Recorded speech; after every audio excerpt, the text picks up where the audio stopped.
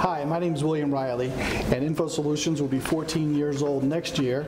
We're an IT management and consulting company focused on solving business problems with technology. The three of us worked at a company called Info Systems, and we decided to make a transition to go out on our own. We really complement each other. So Bill focuses on sales, my focus is on operations and consulting, and Rich focuses on managed services. And it was really important that the three of us together kind of made one whole sum. The things we learned early on is you really need to know where your funding is going to come from. So we had a rule for the first few employees that you couldn't come onto payroll unless you had a customer, and that worked pretty well for a while. But then we needed some real funding, and as most people know, it's very difficult to get your first bank loan.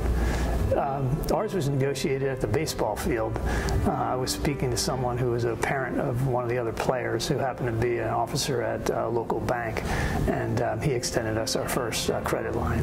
From a growth standpoint, it was really important to make sure we knew the individuals that we were bringing on our team and the relationships that they had with their clients and what the client was willing to invest in us. And I'd say we even to this day, 14 years in, we still take a consultative approach. So if it doesn't make sense for the client, we won't do it. So it's almost impossible for most companies to keep track of all the things that they have to do to maintain their information technology.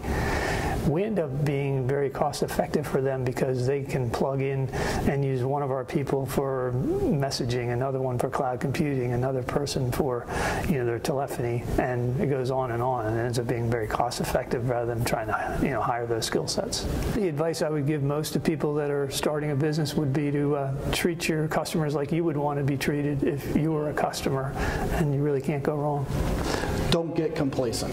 Market conditions, a loss of a key client, or a loss of a key member could really make for a bumpy ride. So it's important to build the team around you. That and cash flow are probably the two biggest things, and don't ignore a business plan. Even though no one will probably ever read it, it's important to go through that thought process.